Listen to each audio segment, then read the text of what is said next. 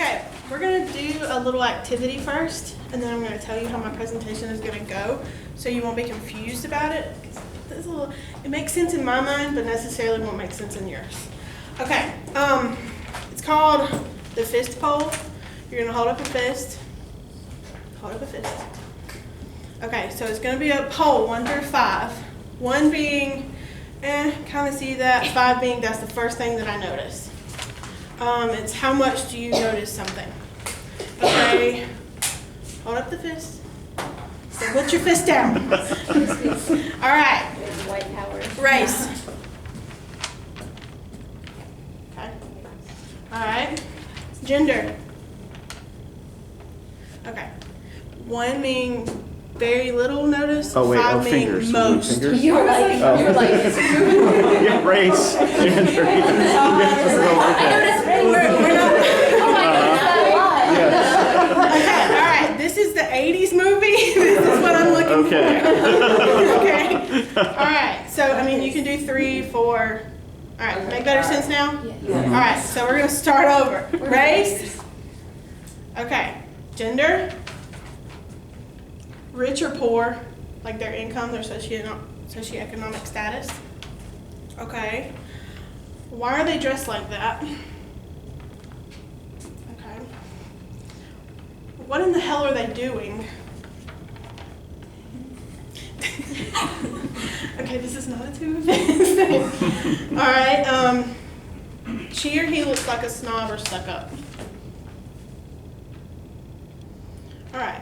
So, when thinking about racism and imperialism, the reason I got you to do that is because everybody has their own view of how they look at a certain person, regardless of what they've been taught. Well, some of it has to do with what they've been taught, where they've been raised, and just stuff like that. So another activity that we're fixing to do is I'm going to get you to define them. You're going to come up 3 at a time. And you're going to write down your definition of racism and imperialism. And then I'm going to go through and I'm going to circle words that are actually the meaning of it. Does that make sense? Yes. Cool. All right. First 3, you want me to just call on you? So you want how many words? 1 word piece? No, you can write your own definition, as many words as you want. Okay. Only 3 people, so that way it'll be kind of anonymous, but probably won't be. Sorry, there's so little of you. Yeah. All right, so who wants to go first? All righty then. Since you raised your hand, we'll start here. We're doing 1 of each. Mm-hmm. 1 of each. Did you buy that chalk? What am I writing? Okay. Your definition of racism. Racism. And your definition of imperialism. Your definition. It doesn't have to be. Mhm. It doesn't have to be like anything that's. Do not look them up. How do you spell that? Keep your phones in your pockets. It's okay. Okay.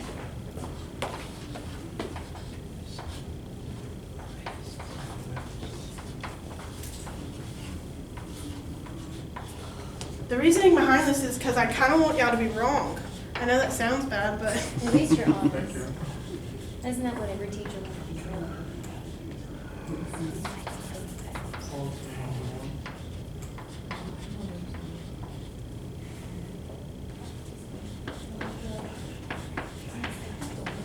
so while they're doing that, what did y'all think of the book?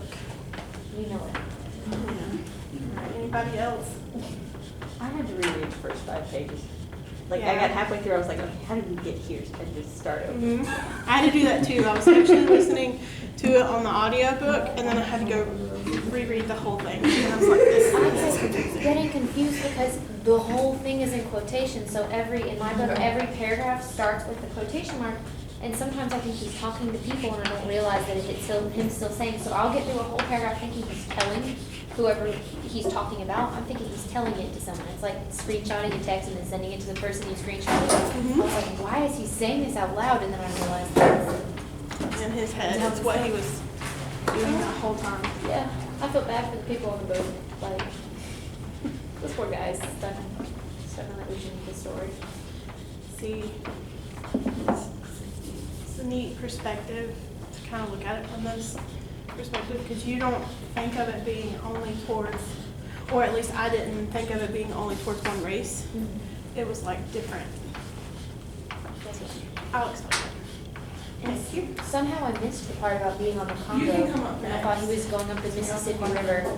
I don't know how I didn't get that, but I completely thought he was going up the Mississippi. I thought he was in America. I had to Google it because he started talking about rainforests and stuff, and I was like, oh, they're Hey, wow, y'all they be did okay. that. I looked at the This is- Spark this notes is just the 'cause I was activity. really not getting the story. I'm making y'all get up and move. Welcome to life. You're welcome to bingo. There, the whole Welcome time, for bingo. I can make the it Mississippi River is really I don't care. different. Start reading them. That's why I wrote them on separate headings. These together.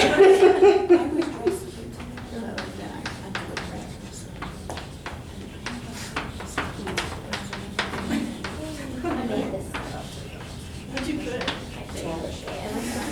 I almost wore the scarf he made me today, but it was. He's not in the definition I yet. really like a smaller scarf.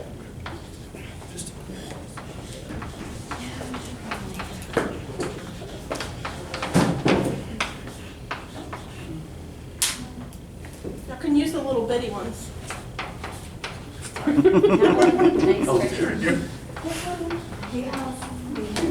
I know. It's chocolate like this big. Yes, it's exciting. Oh, Y'all see how I did this, right? oh, 10 minutes. Just kidding. Yeah. one at a time. Please elucidate on your definition. Time's the best. You can use the little bitty ones, or we're gonna put the big ones back in here. Is this like your special stash? You started your teacher stash already? No, he got it. Really? Yeah. That's impressive. I hope that there's not a chalkboard in there. Like, it's all in the electronics and Mhm. does crazy things with it.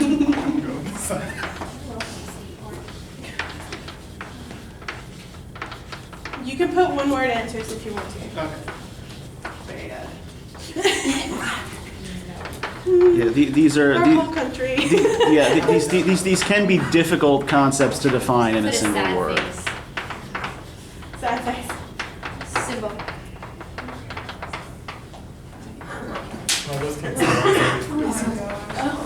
The only reason I did this was because looking at like the book, I had to look up the definitions to make sure I was covering them as well. Sure. So I figured this one would help. Mm-hmm.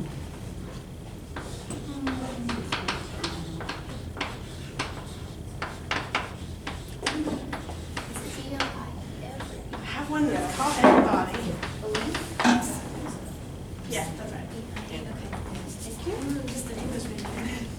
I did that earlier. I was the first one to call military.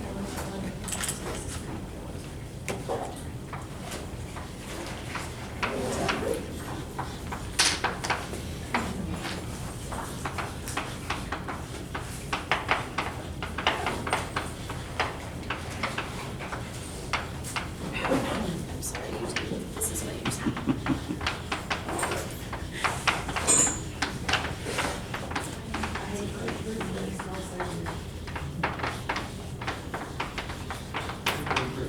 I like the noise of chalkboard. It's very satisfying. I guess I could have done it over there too. That would have been neat. I didn't think of that chalkboard. Thank you. No one ever thinks of that chalkboard. Poor chalkboard. It's lonely. Yep.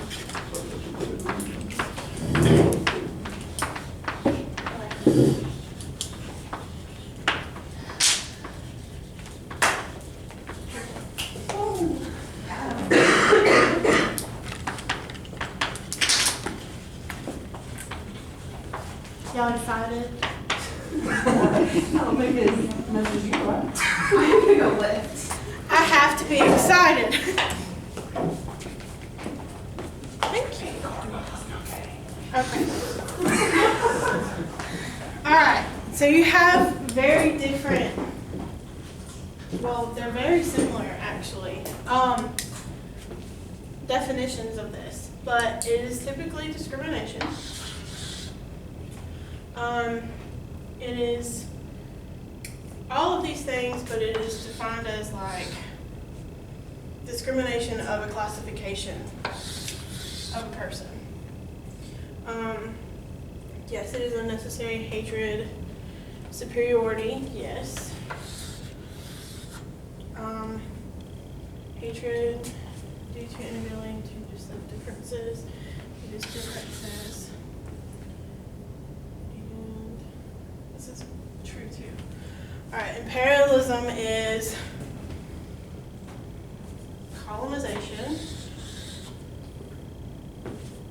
Yeah, you got that there too. It can be by force. What? Alright, and then it's one country eats another? No. Country. Symbolic. Alright, colonizing system from Dark Ages. Yes. Okay. So, do you feel like that you've got most of the terms down based off of this? Okay. Sorry. Are you trying to write? Okay. Alright, so the only reason I did this was because for me I had to look up the definition before I actually went and completely did it. I had basis like y'all do, but I wanted to get a concrete idea of what this means and why this is relevant and everything. So one thing that I'm going to do is my presentation is kind of like a animation thing, and I'm going to play it through the first time, and then I'm going to go through it and talk about it the second time. So that way you can actually see the presentation and what it says before I'm talking, so you can pay attention to what I'm talking about. All right, so we're going to do that now. Do not be alarmed by the music. Yes, it is fun.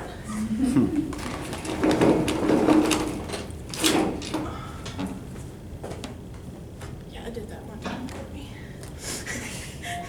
You're cool.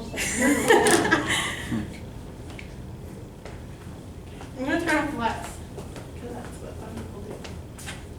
Darkness. Because we are reading about darkness. I think you should take off points for cliches. Nah. We'll see. All right, ready and go.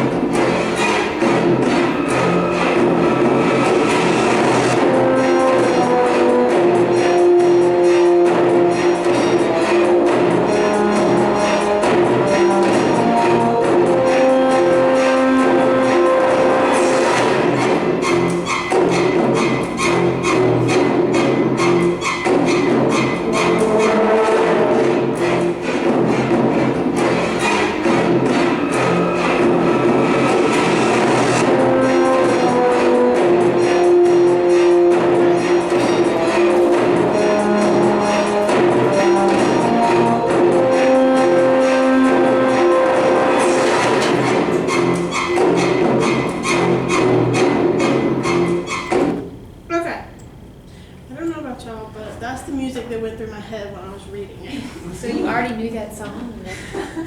Okay, so when going through, let's see where I ended up. Okay, Joseph Conrad. He's originally from Poland, which I thought was really interesting. Another interesting fact about him, though, was that his dad and his whole family got kicked out of Poland and were actually kind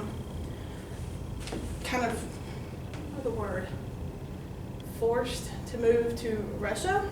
And the conditions were so bad that both of his parents got tuberculosis and died when he was young. He went through a complete array of different foster people, guardians, that's the word I was looking for. And he had to, most of them were like writers, accordingly, but he ended up moving to Britain to pursue his writing career and become a seaman against his guardian's wishes, which I think is kind of ironic. So he was a seaman, and he actually worked his way up to captain. He was a little bit, what's the word for this? I guess he was always in his feelings about how people treated him, because he would get his feelings hurt a lot of he would be treated unfairly until he got captain and stuff. He went through a whole thing of depression, actually tried to kill himself by shooting himself in the chest. He missed all organs and it come out the back. Now, the irony. I mean, he started writing Amherst Volley based on his experiences in Africa. He married Jessie George, and then they had 2 boys, and then his last decade is when his writing finally started working. Not working, but finally started to be evolved. It was actually in America and Britain, and it also, that was kind of the high of his writing career. He didn't go anywhere from there, which is kind of sad. And then he suddenly died.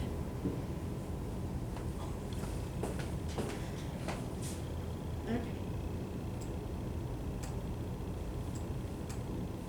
She thinks a lot.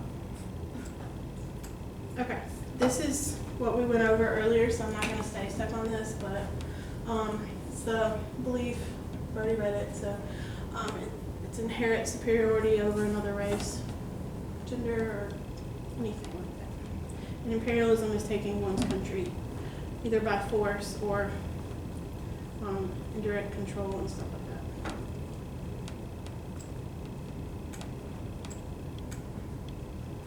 that. This was focused in Africa. He talked about a lot of his experiences was based off of the book, his experiences in Africa themselves.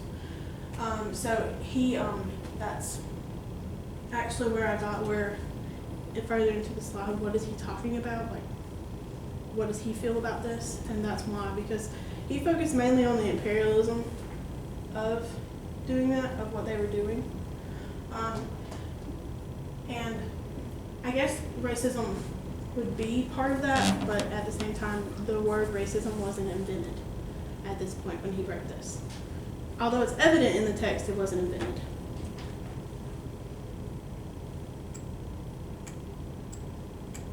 Oh, sorry, a little too far. Okay, so she's telling us all about the pages.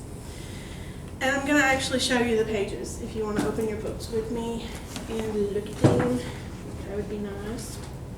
All right, they were conquerors, and for that you won't, okay, it's at the top, sorry. I needed to tell you.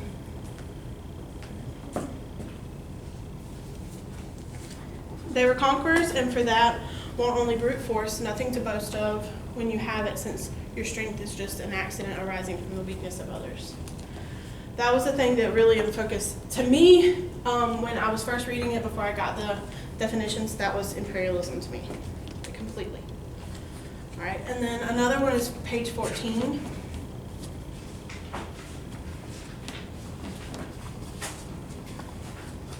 Oh, I'm just going to tell you, this is a very narrow sense of where racism and imperialism is in this book.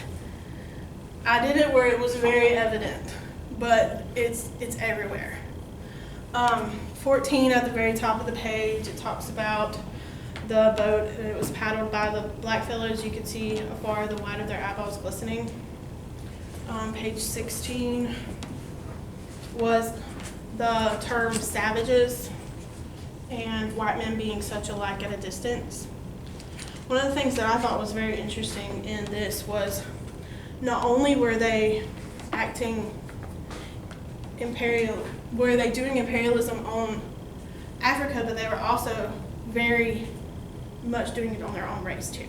They were always trying to get ahead and conquer their own race. And also they were just very much like that. They were evil people in there. All right, 19 was the ivory, which I found extremely sad. They were killing the elephants for the ivory and stuff. Which also has another thing to do with imperialism. They're taking the goods from them. 20 is it's about halfway through. It's right there. It starts at can't say.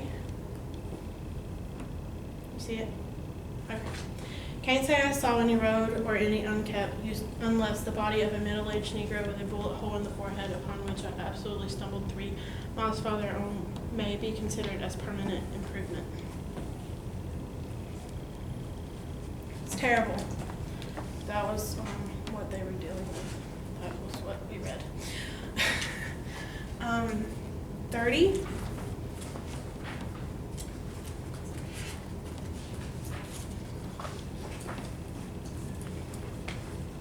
This talks about the El Dorados and how they come and they were thieves. They were trying to steal stuff from the land as well. I'm not going to read that whole passage to you because that's excessive. But it's down here, right here. Just making sure. And then 35. It talks about the prehistoric man. I chose this one simply because they considered it a land that wasn't, it was prehistoric times to them. They were not used to a land that had not been tamed, according to their standards. So for it to be prehistoric, they considered the people that lived there to be prehistoric as well. 36. This one was actually probably one of my coolest things that I noticed, and the critics go with it too a lot, is it's about finding oneself within what they consider the savages. It's, who wrote it was in Gulliver's Travels. If you make that connection with the, where he thought was, like, he could see himself in the Yahoos and stuff like that.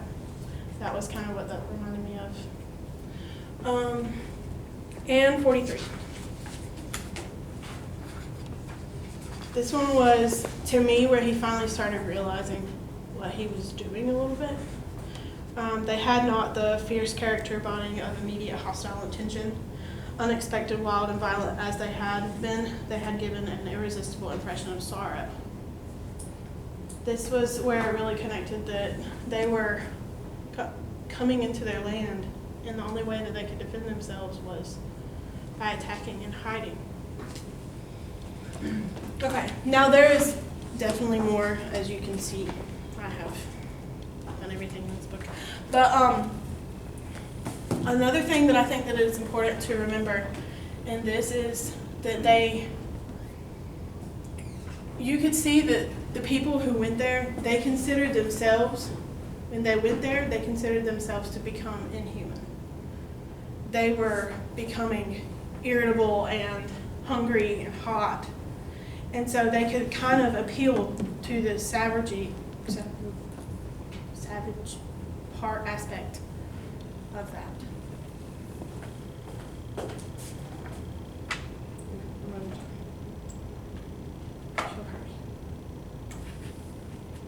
Okay, this is basically him just saying the same thing. This story was intended as a criticism on colonials in Africa because he realized that. That was one of the reasons. He was originally, when he traveled, he was supposed to stay there 3 years.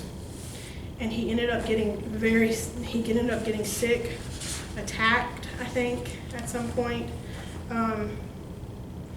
He said he saw the depressing and murderous signs of British imperialism, and then he witnessed in the Congo as well as the living conditions of the natives. So he could see that, and this is what that was based off of, what he saw. This is what he says himself? Yes. He told publisher the efficiency of pre-shelfishness from tackling the civilizing world in Africa. I thought that would be neat to put what he actually said about it in there versus just hearing about people who think what he said. And then some critics believe that this was a book about finding oneself. I could see that actually when I was reading it and after I read about the critics, because to them, I don't know if he was personally aware when he went there. I'm sure that he knew what imperialism is because of his father and what he experienced with that, because he got kicked out of his home for that, for him not agreeing with that. So I knew that he knew what he was going into, but at the same time, he saw firsthand he wasn't young when he did it. This was basically about them becoming like the people becoming the natives there. And then this I thought was really neat. The racism, the word did not exist. Sorry, I should put the word. The word did not exist, but it was definitely evident in the book.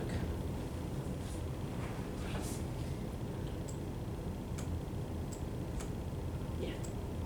Okay. Questions? Yes. So do you take Conrad as a racist? From what I was reading about him and when I was reading, I think it's more of about portraying what he saw and what was being spoke in that time. I don't necessarily, I mean, you could see that he was racist in the sense of the term, but more. You don't think his intentions were just to be a racist? I think it was more intentions of imperialism, and that was under like the defining of racism, because what you're doing is you're taking another person's culture and you're trying to force yourself into it. So I mean, either way, you're seeing both of the sides within imperialism, to me, at least. And that Was Conrad Jewish? He was Catholic. Which Catholic is what it said. The reason what's the black author, the guy that wrote the In the Light, or what is it? The one that opposed his book so heavily, critiqued his. You're thinking probably of Chinua Achebe? Yeah. Yeah. Okay. So that's why I was just asking what you thought, because I've read a lot of what he thought. So.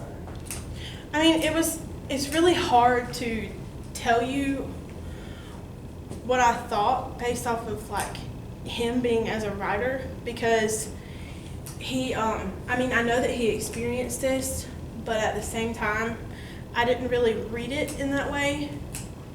And it was kind of like, I was trying to just read it to pick it out, not to read it to see what I thought about him. And to see, like, I was trying to get the bigger picture of why he wrote it. Does that make sense? Was he being judgmental, or was it more he was an observer and reporting what he saw? What he observed? How I took it was, You know what racism was? Was that part of his language? No, racism, the term was not actually And invented. colonialism and imperialism. He knew what was going on. He knew what imperialism Did he was. know those terms as we know them? No, he knew imperialism though. He, because his father got kicked out of Poland for not agreeing with Poland's imperialism. That's why I asked about the Jewishness. They were always kicked out of everywhere. And they were, he had a persecution complex. He was being persecuted with cause. Generally the Jews, I'm not sure about him. But see, the thing about him though is he absolutely hated going there. He loved maps when he was little, like loved them, and always said that he was going to go to Africa because he liked the big Snake River, is what he would call it. But once he got there, he hated it. It was terrible. Are you talking about Conrad, or are you talking about Marlowe? Conrad did the same thing. So Marlowe is basically just Conrad, Kind from of what we can Conrad, see? yes, Yeah, it's a autobiography. in a way, but he changed it up. He, I think he linked in the novella to be 8 months when he only stayed there like 6. Or it might be the other way around. But he changed it a little bit with that. You Okay. know, So there are a lot of corollaries between and similarities between like his actual visit to Africa and this novella. Do you think that's why he's so vague in it and not actually giving as many names as possible, so that there isn't really that, oh, he actually did this, and he actually did that? Do you think that actually helps him get his point across? I think what he's trying to do, I mean, it could, but when you, okay, now knowing the terms with imperialism and racism and stuff like that, when you are thinking about the book and you read it, you can go through and pick it out completely like that, right? So his main point to me, at least from what I was reading from the critics and from everything, there was a whole book written on his racism and imperialism in this. It was Envisioning Africa, and it's a 200-word book, by the way. But, I mean, not word, page, excuse me. And, 200 but, words is quite brief. yeah, It's an I know. abstract. I would have been happy. I meant pages. Are you talking about his racism or his portrayal of racism and imperialism? No, his, what he saw over Oh, there. okay. And see, that's what he was trying to portray. I think it was less about his experience. It was about his experience, but it was focused mainly on what he was trying to say about them going over there and doing imperialism. Does that answer your question? Yes. Okay. What, this book really, interested me. Okay. So what do you think of, his, using Kurt's last words as the horror? What do you think he meant by that? Just gonna go back to his view of like what he thought of Africa. Well, I guess what I'm saying is, do you think that Kurtz felt bad? I mean, what do you think the horror meant to Kurtz? I guess is what I'm saying. What do you think he was talking about when he said that? I don't really. His own morality, Maybe, or maybe because you gotta think, when he was talking about him, he envisioned him to be like this great being that he would talk to and have great conversations with. And so like, he was changed completely.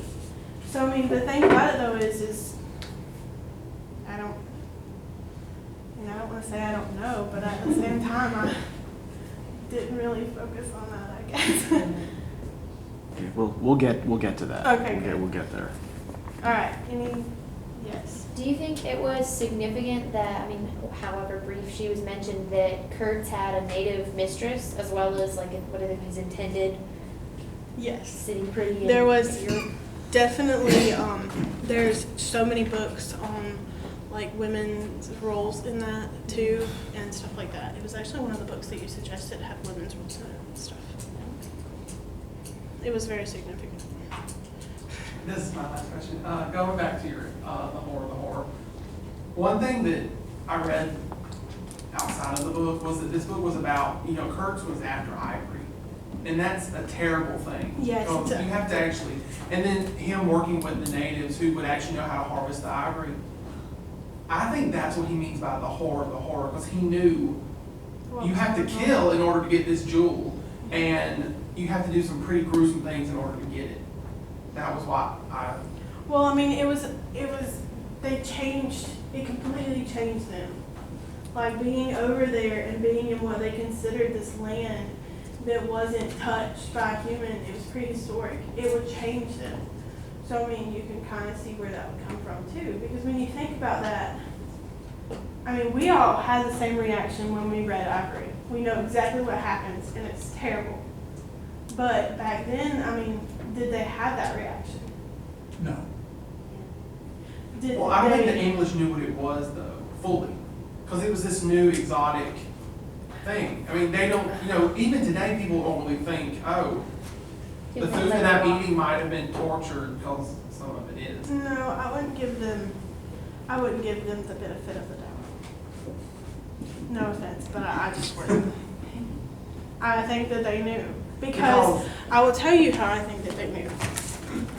Because in the beginning, when he was talking to the doctor, he said out there, the fear of going out there. And he knew it would be better for his country, but he feared it. And he measured his head. You know why I measured his head? Because typically they die, and the only thing that comes back is their bones. So they could identify it. So I mean, like, they knew. You're sending somebody into basically a kill zone just because you want a good back. This is what they did. I would give them the benefit of the doubt for that. They knew. Okay, anything else? I'm sorry. All right, that's okay. All right, thank you, Kady. Okay, so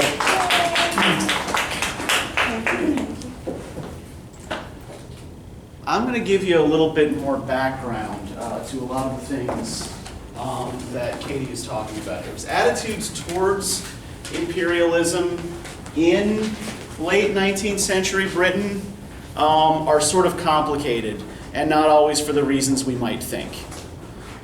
So let me just turn this off.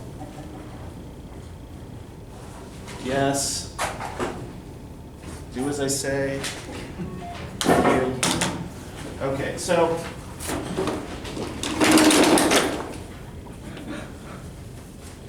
we've already seen imperialism in the background of a couple of novels, right? And, so this is sort of like what you're talking about with the ivory here. We've seen that sort of quest for exotic materials to make life in Britain better, or at least more interesting, in Dorian Gray, right? That's one of the reasons we spent so long on chapter 11 that all of you guys disliked so much. Because of all of the things that he's gathering to himself from all over the world, right? So this is an extremely expensive project, right?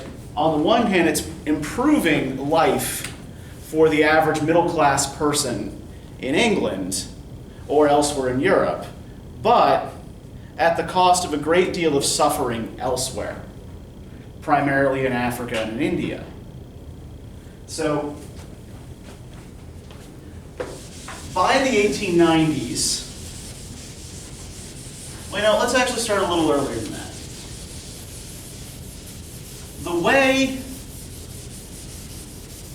international trade was typically done prior to about the mid-19th century was that European trading companies would essentially make deals with individual cultural groups in India, in Africa, in Australia, what have you. There were no European settlements in the interior of Africa prior to sometime in the mid-19th century. They just set up trading posts on the coasts. The groups they traded with would come with slaves, with gold, with ivory, whatever they had to trade. And then the Europeans in the trading post would purchase it and send it off to Europe. So much of the competition that they were sparking then, right, was within the continent, and they never saw it. Right? Whatever these groups they were trading with had to do to get these things to sell to the Europeans, the European traders had, basically could turn a blind eye to it. They didn't care. All that mattered was that they were getting the gold, the ivory, the slaves, right? So this creates an idea of Africa as the quote-unquote dark continent. Right, so called because for Europeans it was a kind of blank spot on the map, right? They knew the shape of it, but they knew little about what was in the interior. To them, it represented a kind of void. Now, by 1876,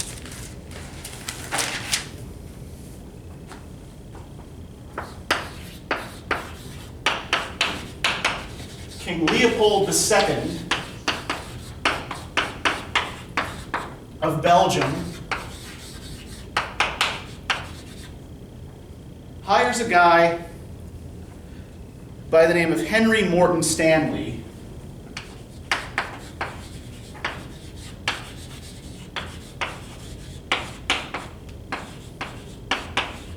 to go out into the interior of Africa, map it, and try to start what Leopold and Stanley refer to as civilizing missions. Right, so these are among the first attempts, by Europeans to actually go out into the interior of Africa, figure out what's there, and even before they know what's there, the plan is to change it, right, to remake it largely in their own image. Now, this is also partly humanitarian cover for more sinister interests. Right, Leopold and Stanley together founded what was called the International African Society, which after the mid-1880s becomes known as the Congo Free Society. And this philanthropic society sort of covers over a lot of the kind of violent activities and exploitative activities that are actually going on in Central Africa under the auspices of the Belgians primarily at that time. Now, other countries are also kind of entering the scramble for African territories as the continent is mapped and becomes better known to Europeans, right? The idea that the continent was blank or unknown is, of course, ridiculous, right? There were plenty of people who'd been living there for centuries who knew all about it, but no one was asking them. So, in 1884 and 1885,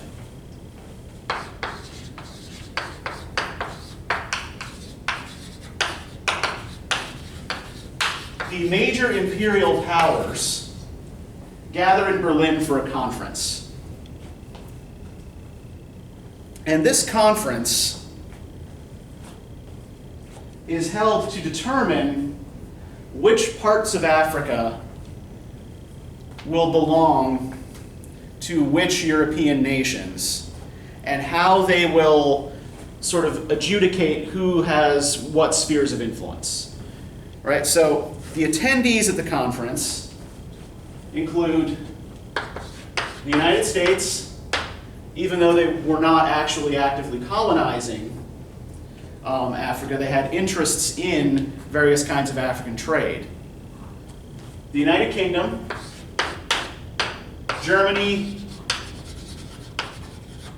France, Belgium, Portugal,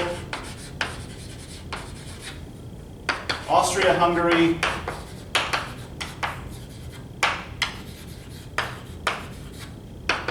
Spain, Sweden, Denmark, and the Ottoman Empire. Oh, and the Russians as well. There may also be one or two more that I'm forgetting. Basically, any European power that had any interest in African colonization was at this conference. And here's what was decided.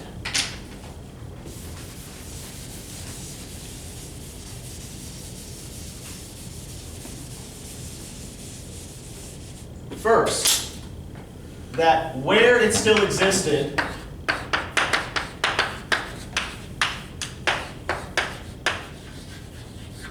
slavery would be abolished. Now, this was not done, as you can probably imagine, out of the goodness of their hearts.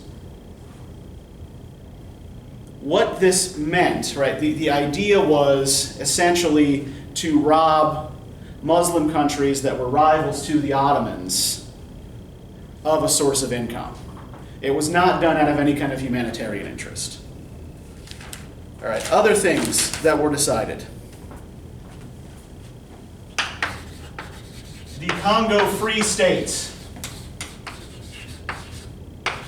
was established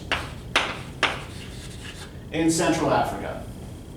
This was supposed to be a zone administered by that International African Society, that philanthropic society that I told you about a moment ago, right? In which none of the European powers were supposed to have a controlling interest.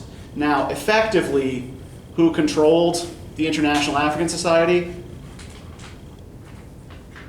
Who founded it? Belgium. Yeah, the King of Belgium. So, unofficially, the Congo Free State became Belgian territory.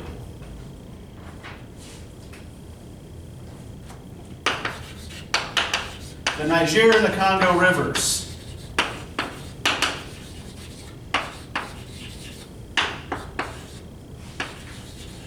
become free areas that are open to ships of all nations. Because everybody who is trying to get into Central Africa needs to use them, essentially to get around. The Congo River Basin becomes a free trade zone.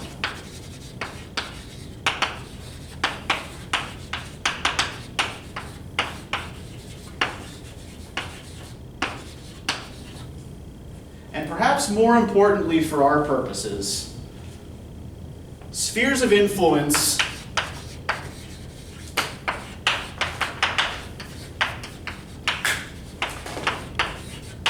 are set in law in the treaty that comes out of this. Right, okay, so the British can operate over here, the French can operate over here, the Belgians and the Germans and whoever can operate over here, right? When Marlowe was looking at that map in the company office that's in all those different colors, right? What he's seeing, what those colors represent, are the spheres of influence of the different European powers.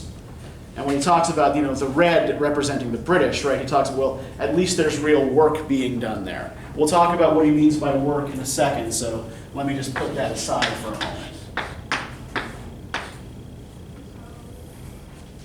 The other really important thing that gets established here is what's called the principle of effective occupation.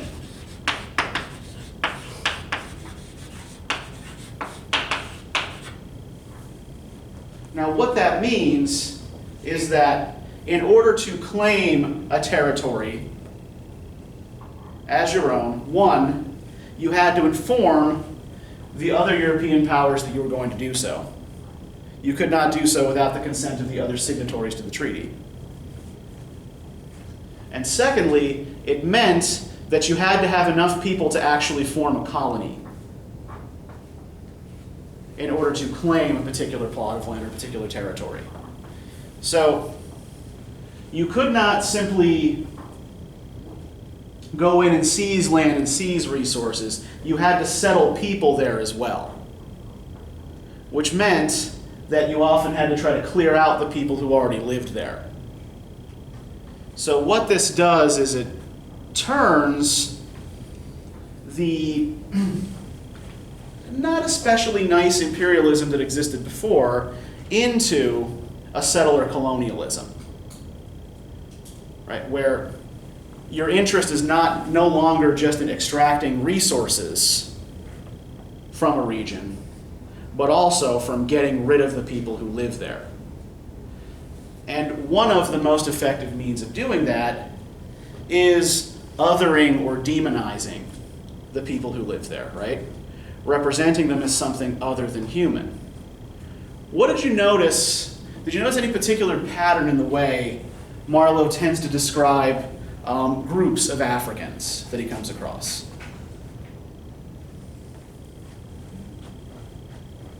Cannibals. Okay, he talks about the cannibals, yeah, and the novel completely misunderstands any cultural significance of cannibalism. Right? It wasn't done for nourishment, right? You didn't eat people because you didn't necessarily eat people because you were hungry. There are other things sort of behind that. But what else? Like when he just meets groups in the brush. And he refers to a lot of like body parts. Like Yeah. Their eyes or Good. their breasts or whatever he sees. It's Yeah. not people. Exactly. They're not, or at the very least, not whole people, right? They're these sort of chaotic jumbles of parts that are glimpsed like through bushes. It's not until he meets Kurtz that he ever really uses the word human to describe the Africans he meets, right? So yeah, by and large, we see two types. We see those who are still living in their native villages, and they're always described as collections of parts.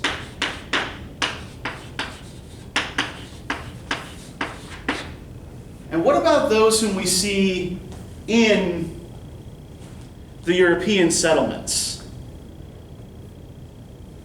What about, for example, like, how does he describe his helmsman? Or the fireman who works on a ship, the guy who keeps the boiler stoked?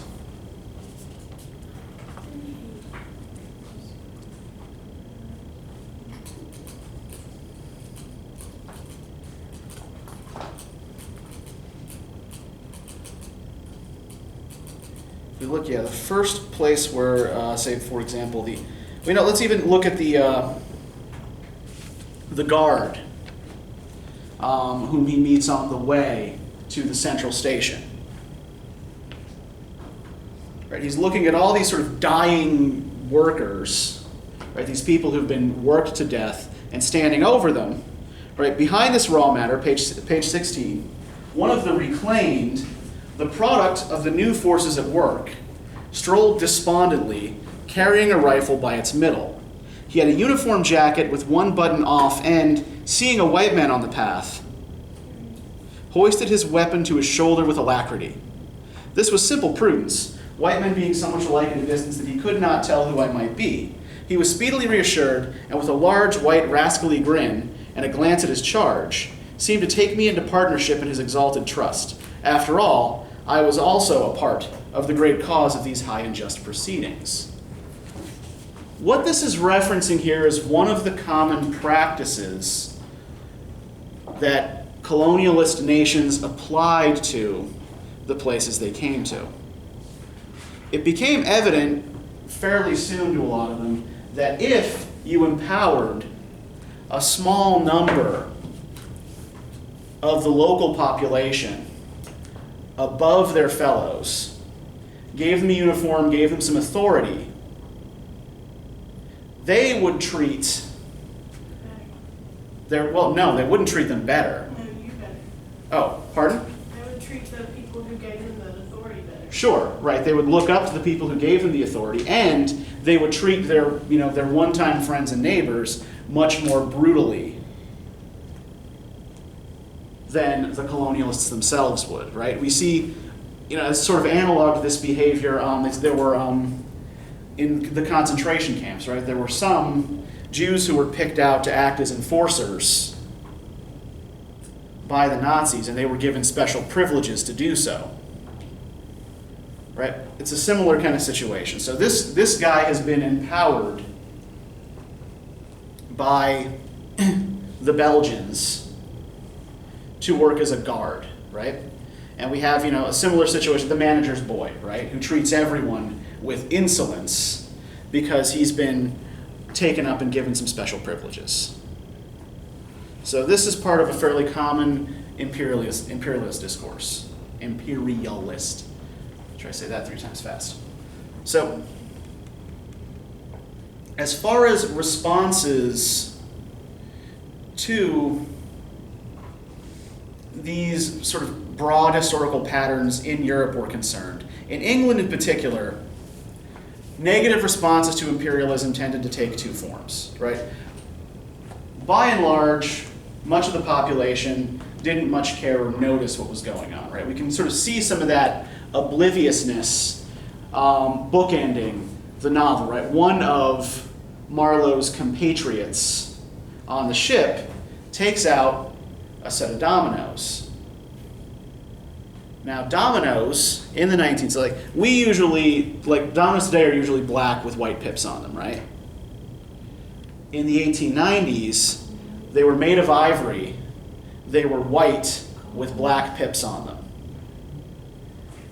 The intended, in sort of the final scene of the novel, has a grand piano in her home as well. The keys, the white keys, are made of ivory and are interspersed with black keys. Right? So it's a reminder of that colonial product that Kurtz and others are after, and what it takes to get it. I think it's also, significant here, right? When we're talking about a novel that is so focused here on racial difference, right? The thing that these guys are after, the thing that they're looking for in Africa is white, right? Is this bright white object. And they're finding, by and large, something else entirely, right? Kurtz is actually returning more ivory than anyone else through making alliances and subjugating to his own will the local tribes. So there were two schools of anti-imperialist thought in the 1890s in England.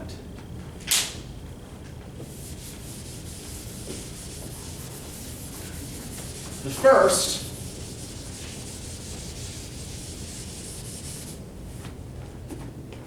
objected to imperialism on humanitarian grounds.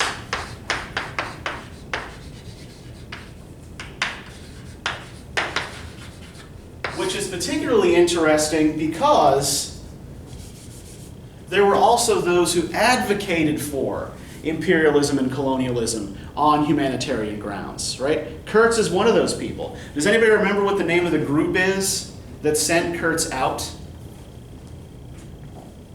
What the society is called that sent him to Belgium in the first place? They talked about it being like Conrad was, not Conrad, but he was referred to by the same group, right? Yeah, by the same group, right? They're called the International Society for the Suppression of Savage Customs. So it's a group whose purpose is to go out and civilize these villages, right? That's what Kurtz is supposed to be doing. Now, civilize according to European standards.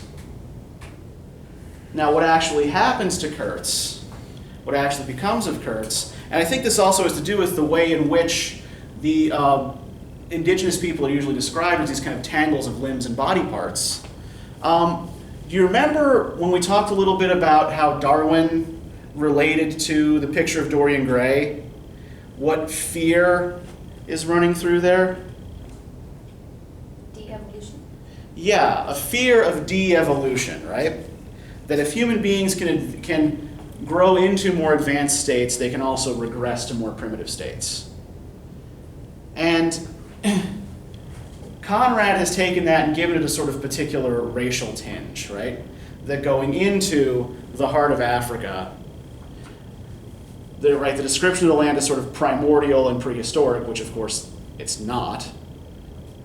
Right? What they're looking at is not an earlier stage of human civilization. They're looking at human societies that developed along different lines than European society, but that are largely incomprehensible to the Europeans who come out there. But yeah, a lot of what's going on here, and I think this is some of what's going on with Kurtz's, utterance of the horror, is this same kind of fear of de-evolution, of going backwards. There are some other critics that argue that Kurtz is actually an order nut, and so what the horror refers to is a fear of anarchy, which is, maybe not a de-evolution of the person, but a de-evolution of society, like a sort of broader social breakdown. So there are people who objected to imperialism on humanitarian grounds that, this is an awful thing that we shouldn't be doing, right? And, there are moral and ethical reasons why the imperialist project should cease. But there were others, and these were actually more common, who believed that imperialism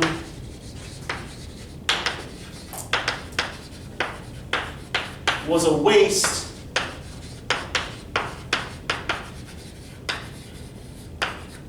of money and talent.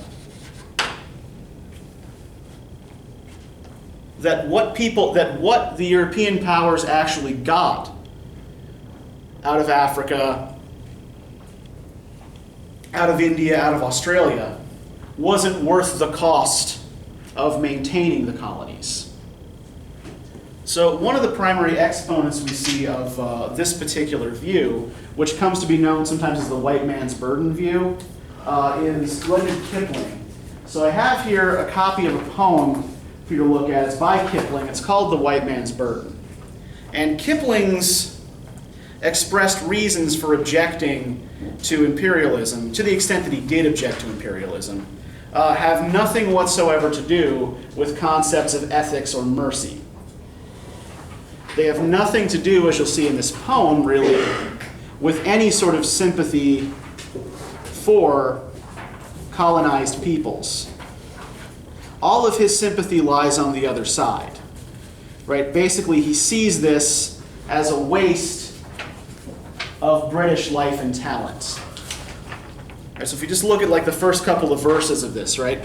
Take up the white man's burden, send forth the best ye breed, go bind your sons to exile, to serve your captives' need, to wait in heavy harness on fluttered folk and wild, your new-caught sullen peoples, half devil and half child. So the basic idea behind the poem is that the British are going out to all of these benighted places around the world, and they're bringing the light of civilization, and they're doing all of this civilizing work.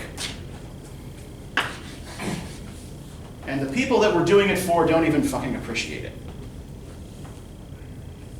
They just want us to go away. You know, never mind that we're also pushing them off their land and helping ourselves to their stuff. And killing them. That too, yeah. Chop off their arms. Yeah. I mean, yeah, it's, you know, one of the things that we note about, you mentioned Kurtz's African mistress, right? What do you think's going to happen to her as the pilgrims are having their little fun by firing up randomly off the side of the boat? She's just standing there. Yeah, I mean, we see these little sort of fusillades off the side of boats like 3 or 4 times in the number. It starts with that French warship just firing onto the coast at enemies they can't even see. The pilgrims do it a couple more times as the boat is going down the river.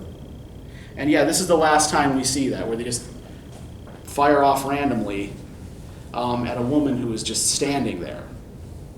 What's not to love about that? Yeah. I don't Talk about hanging blame you. people just because they can. Yeah, all right, well, the guy they want to hang is that the Russian friend of Kurtz's, right? Partly because he's an interloper, right? He's interfering. Just hanging. Like the aspect of Oh, just right. It's a horrible way to kill someone. Yeah, that itself. I mean, hanging is a kind of barbaric form of capital punishment, right? Making them dance the little jig on the gallows. But yeah, this idea, to get back to this idea of work. Any of you take Victorian lit? I'm going to take your silence to be no. Okay.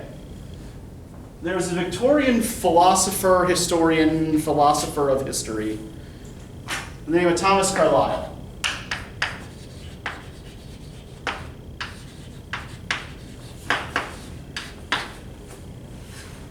Carlyle saw in his own time the erosion of belief in traditional sources of authority. Right? He saw that the church wasn't doing what it used to do for people. The government wasn't providing, decent guidance. The aristocracy in England had largely sort of devoted itself to its own decadent pleasures. So what Carlyle argues people should fill this kind of emptiness with, right? That emptiness that results from not having any external force of authority telling you what to do, What you should fill this with is work, some kind of meaningful work. Apply yourself to something, however small it may be. And that doing this work will fill up that void inside of you. Doing this work will make your life mean something. And this is a word that Marlowe uses a lot, right? He talks a lot about work, and this is where he's getting it. He's getting it from Carlyle. So, one thing that we have to remember is that Marlowe is telling this story in retrospect, right? He doesn't always seem to be all that swift on the uptake when things actually happen to him. He does a lot of what some critics call delayed decoding.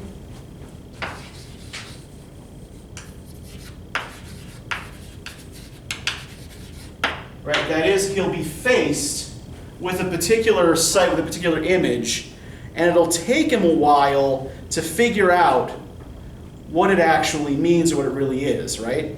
We see this, for example, when he finds the Russians' seafaring book, and he sees, what looks to him like a code, like a cipher in it. It's actually just that the guy has been making notes in Russian. Yeah, go ahead, Allison. Would that be like when he was saying they were being attacked by sticks and it turned, then it says arrows? Yeah. Okay. He doesn't notice at first they're arrows. Even when his helmsman is killed, right? He doesn't at first understand why the guy has doubled over and seems to be holding a cane, right? It's because there's a spear in his chest. Same thing when he sees the fence with all the human heads on top of it, outside of Kurtz's now empty station. It takes him a while to realize, oh, those aren't just carved balls on top of those stakes, those are freaking heads.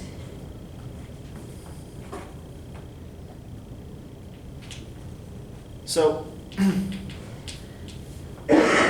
all of this, right, is in retrospect, and we have to remember that this, by the way, remember this delayed decoding thing. This is why I bring this up, because this is actually a fairly common modernist technique.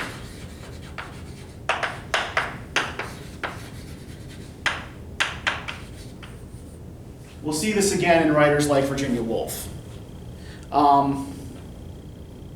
Where was I going with this? Delayed decoding, Marlowe. Right. The other thing that is peculiarly modernist about the form of this, and I'm just kind of bringing it around to this because we're running kind of short on time, is the fact that this is a nested narrative. And this relates to the fact that Marlowe is speaking all of this in retrospect, right? Having had quite a lot of time to reflect. He's not telling the story to us. He's telling the story to a bunch of other ex-seamen whom he's sitting with on a yacht on the Thames as night's falling. And one of those seamen is then relating the story to us. So we only see Marlowe at a remove, right? We're 1 degree removed from him. We don't actually know anything about the guy who's telling us the story, except that he knows Marlowe and that he used to be a sailor. And Marlowe is telling us about Kurtz. So we see Kurtz at 2 removes. So what makes this particularly important is that in the narrative, the truth of Kurtz's experience, the truth of sort of penetrating into the heart of Africa, right? Even as Marlowe is moving down the river into the center,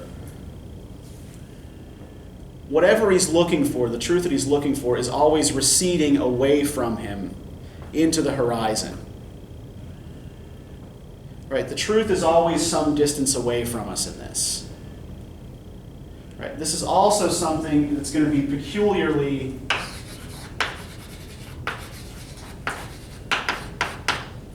modernist. Right? The idea that there's always sort of something standing between us and what's really going on. All right, we're about at a time. Does anybody have any questions before I put up the guide questions for you? When you're talking about work, are you talking about on page 29? Where he says that I like work, no man does, but I like what is in the work, the chance to find yourself. Yeah, that is a Carlylean idea. When he talks about even sort of the idea at the back of colonialism, right? That it's not just brute seizure of other people's things, but that there's, that it is work, that you're doing civilizing work out there, right? That's Carlyle talking through Marlowe. All right, so next time we're going to be looking at a couple of poems by W.B. Yeats. Well, more than a couple of poems. Mary Catherine will be doing a short presentation on that. And try to keep the following in mind as you read.